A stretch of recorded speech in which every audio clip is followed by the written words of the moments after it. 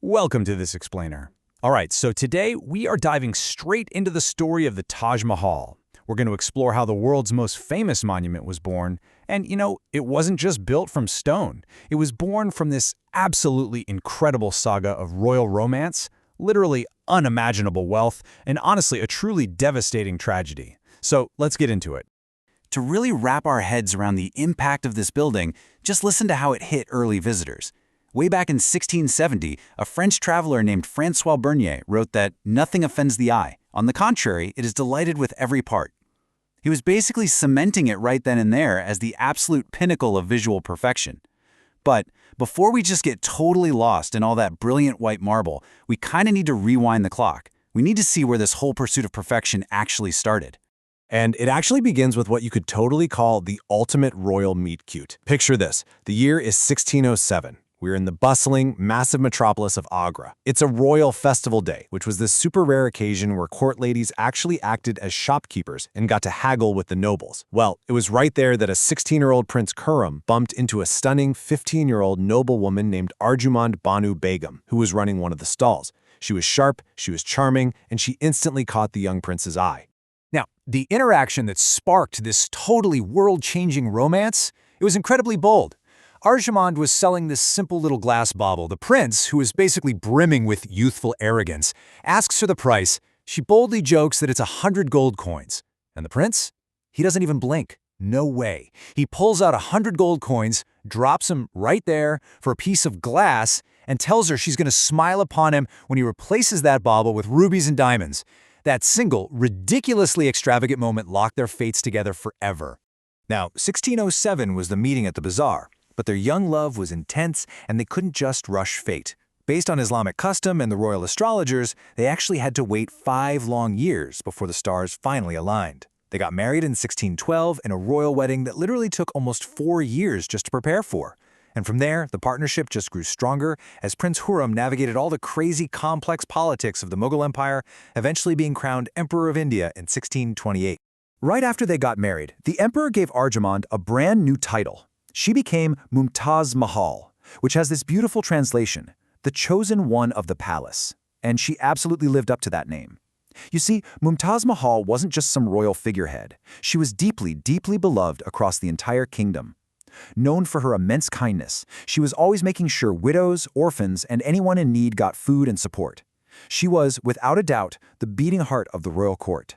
Meanwhile, Prince Khurram took on a new name of his own for his coronation, Shah Jahan, which means King of the World. And let me tell you, he definitely ruled like one. He commissioned the legendary Peacock Throne. Now, this wasn't just a fancy chair. It was a staggering fortune in rubies, sapphires, emeralds, and diamonds.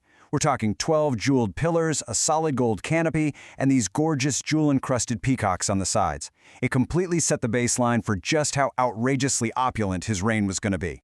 This era kicked off 30 years of what's widely considered a golden rule of supreme Mughal power. He pushed Mughal architectural refinement to its absolute peak. But here is the really crucial part, his deep reliance on Mumtaz's counsel. She wasn't just a companion, she was his top advisor. He actually trusted her with the royal seal. Literally, without her stamp, no command was final. She advised him on laws, state secrets. She even went with him on these really tough military campaigns. Their partnership was just absolute. But then, we hit the year 1631, and the story takes a really harsh turn. Shah Jahan is geared for battle at a military camp in Burhanpur. Taj Mahal was actually pregnant at the time, but she insisted on going with him. She just couldn't bear to be away from him. Well, the emperor won a massive military victory that day, but the celebration was instantly shattered. Completely unaware of the impending tragedy just hours before, the queen fell gravely ill after giving birth. And tragically, before the sun even fully rose, Taj Mahal breathed her last. The fallout from this was catastrophic. We go from this incredibly vibrant, colorful court life to a month of absolute crushing mourning. Shah Jahan totally abandoned all his royal finery. He only wore plain white robes. He banished every ounce of music, laughter, and entertainment across the whole empire. For an entire month, the literal king of the world was just this broken man, wandering alone, barely eating or sleeping. It was a complete and total blackout of joy. But eventually, that paralyzing grief morphed into a magnificent obsession. Shah Jahan decided he was going to build a memorial to Mumtaz Mahal of totally unsurpassed beauty. Now, legend has it that after turning down just countless designs, he met a grieving Turkish architect named Ustad Isa. And Isa brought him this incredibly simple, breathtaking drawing on white silk, and told the emperor, "I too have suffered the loss of a great love." Well, Shah Jahan had found his guy. The monumental construction was officially underway on the banks of the river Yamuna. And what happened next kind of defies belief. Just look at the scale. 20,000 workers. 22 years. To put that into perspective, they literally had to build an entirely new town just to house the massive labor force. They even redirected the course of the river just to make the setting for the mausoleum look better.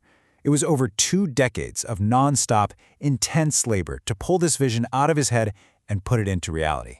And this wasn't just some local build. The materials were sourced from across the entire known world. We're talking a massive supply chain fueled by pretty much unlimited wealth. They actually built a special 10-mile road just to drag these colossal blocks of white marble from Rajasthan using teams of elephants and oxen. Then you have jade and crystal coming in from China, turquoise from Tibet, chrysolite from Egypt. The whole world was essentially contributing to this one monument of grief. But the materials were really just the canvas for some totally jaw-dropping craftsmanship. Master jewelers were brought in to embed semi-precious stones straight into the marble. They created these intricate motifs like the cypress tree design you see, which was actually a symbol of death.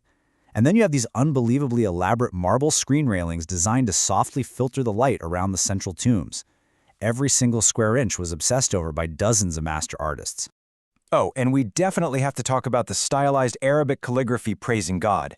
Shah Jahan brought in a master calligrapher, Amanat Khan. Now here's a really cool fact. He used this genius optical illusion where the letters actually get larger the higher up the building they go. Why? Because it ensures that when you're standing on the ground, looking up, all the text looks perfectly proportioned. It's just brilliant, and it adds this incredible layer of spiritual reverence to the whole place. So finally, after decades of work, the Taj Mahal was done. The aging Emperor Shah Jahan actually had this fleeting moment where he felt his life's work was complete. He was reflecting on it all, even planning a matching black marble tomb for himself right across the river. But fate had a much, much crueler ending planned. In 1657, Shah Jahan fell seriously ill, and almost overnight his entire empire was just thrown into absolute chaos. His sons basically immediately went to war with each other over who would wear the crown. And ultimately, it was his third son, Aurangzeb, who seized power. Now, Aurangzeb was a really hard-headed, strict guy who completely despised all the pomp and show his father loved. He violently pushed his brothers out of the picture, took control, and committed just the ultimate betrayal against the father who had built the world's most beautiful building. Aurangzeb's very first move as ruler, he locked his own father in a prison inside the Red Fort in Agra. It's just such a tragically poignant picture. For the last 8 years of his life, the former king of the world was a captive. And from his cell, he could only look out and see the Taj Mahal glittering in the moonlight.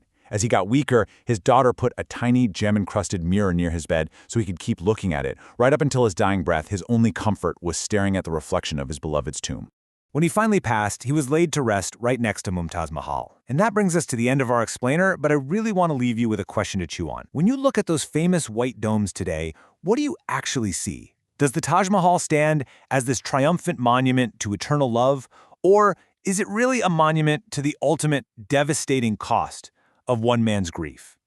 It's definitely something to think about the next time you see a picture of it. Thanks so much for joining me to unpack this incredible story.